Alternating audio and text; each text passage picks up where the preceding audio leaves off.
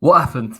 What happened yesterday versus Brighton? I suppose I can sit here with a smile on my face ever so slightly, but it does hurt. It does hurt even after the result and after the fact. And Tottenham getting that 2-0 win over Wolves. I know West Brom are currently beating Liverpool 1-0. Rule, I'd say positives, but I've got to be completely honest. These last three games were games that West Ham really had to win to confirm Europa League football, and that would be a massive achievement for this club, given the beginning of the window, given the recruitment, given some of the players and the doubts that we've had about them. Yesterday was, for me, an exercise in not being clinical enough. And sometimes when you go up against sides and you don't create chances, it's frustrating, but it always feels like victories within the grasp when you're constantly creating chances. And West Ham in the approach play towards the opposition box constantly flap, panic. There's no decisiveness there for me. And even you look at Lingard, who has been cited a little bit in terms of that drop in form. I thought, whilst he isn't getting in beyond them, whilst he isn't affecting things where I would like him to be, he's still carrying the ball. He's still trying to make things happen. We had moments where Brighton were out of shape, but the difference between us with Lingard and possibly a few of the other players 2 months ago and now, we're slowing the play up. We're trying to conserve possession. I'm not against West Ham trying to improve with the ball. I'm not against us trying to find a way of being a little bit more intense in terms of our passing and work sides out and break down low block sides, but it is a work in progress. And Brighton was a game that we were going to be tested in that facet. Again, Mikel Antonio, for me, shows spells of why he's so important to the side, but it's that approach play. It's the approach play.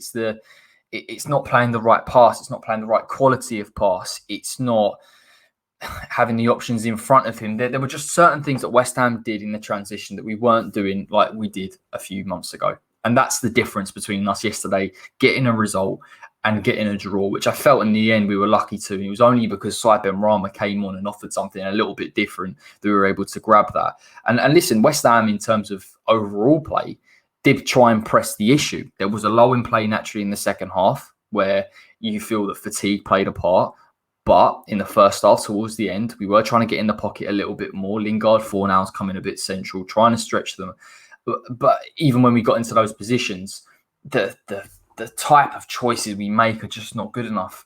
And again, I don't want to be overly critical of this side because of the season that we've had. We've been brilliant at times, breathtaking, 3-0 victories or 3-0 leads within 20 minutes, something that we haven't done all season we started to do. So there are positives here and we've improved, and I've seen a lot of improvement across the squad and with individuals. It's just the margins that you need, and this squad are learning to get to Champions League place, to get to Europa League place, so small that you have to absolutely take them. And for me, the difference with what Saïd Benrahma offered yesterday and why we were able to get back into the game, because we started to create similar type of chances when Lingard was on the pitch, when Jarrod Bowen was on the pitch. But the difference is Benrahma wanted the ball. He was coming to pick the ball up. He was available. He was moving in different positions. He was actually decisive in certain moments, which I've been critical of him not being, getting across into Craig Dawson. Now, earlier in the season, maybe Dawson puts that away and West Ham get 2-1 and we walk away with a smile on our face. But the truth of the matter is, overall, we didn't really do enough in the final third to break down Brighton. That's why we weren't able to get the 3 points. And again, I want to sort of speak about positives. I know Benrahma got the goal. I hope that's the difference for him. For me, it was more of the type of game plan. I said I wanted Benrahma to start against Brighton for a reason, and he came on and showed that, not to slight anyone like a Fornals or even a Jarrod Bowen, because I do believe that side were trying, but it was just the lack of ideas and creativity in the final third. And that will be a running theme. And I said to Dan yesterday, next season, sides will look at West Ham and they'll look at this weakness and think, we can afford to sit back here. West Ham will have to go for it at some point. And therefore we know, and also the naivety at times in which teams were able to play through us, particularly Brighton.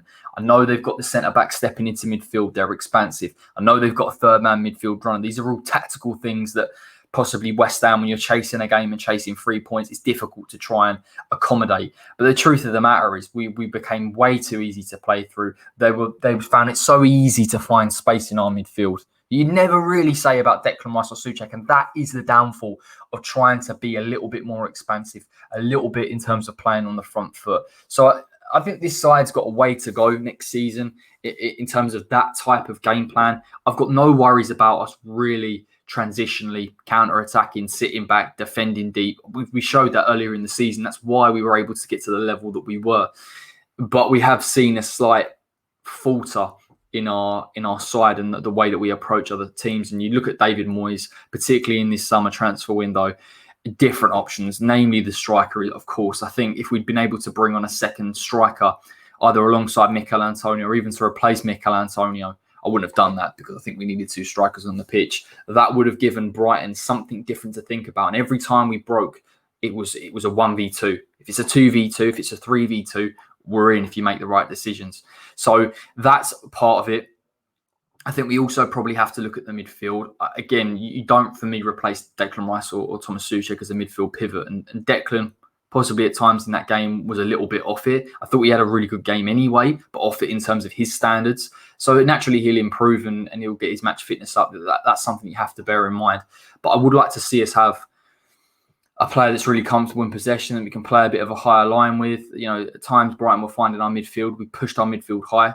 And that gap between our midfield and our defence was too great for Brighton not to find space in. So I think that's something we also have to address, and I'm sure we will do.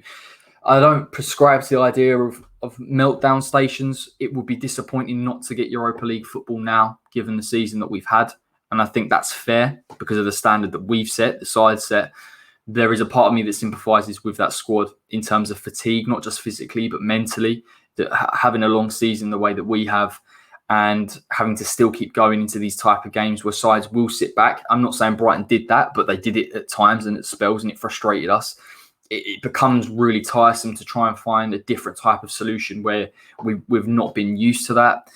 And for me, West Ham have got enough on paper to go and beat West Brom and Southampton. Clearly, Southampton will be the game that West Ham really turn up in for me. West Brom, again, I find it very similar to Brighton in the fact that they will try and sit back at times, be compact, get into shape, disciplined, organised. That's the type of team we struggle against.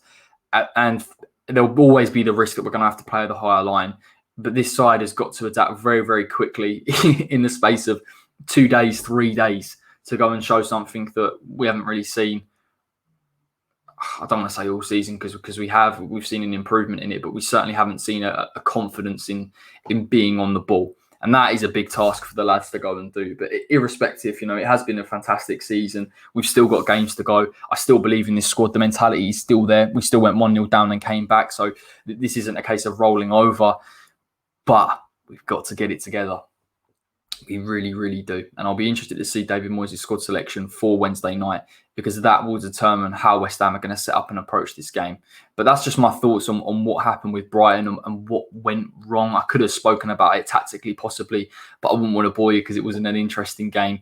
I just think styles and certain teams we struggle against. And I think that's the way of simplifying it and sort of summing it all up. But I'll be back shortly anyway. Of course, you get all your pre-match content, your watch-alongs, etc. Me and Dan pre-matches. And those will be the last of the season, which I'm gutted about, to be honest. I've loved doing them. I've loved talking to the lads. I've loved doing the fans' voice that we haven't done in so long. But we will try and get that rolling over the summer, possibly for the Euros, and back in the next season when we're in the ground and we can watch games and we'll try to be a little bit more interactive than we currently are. So take care, everybody.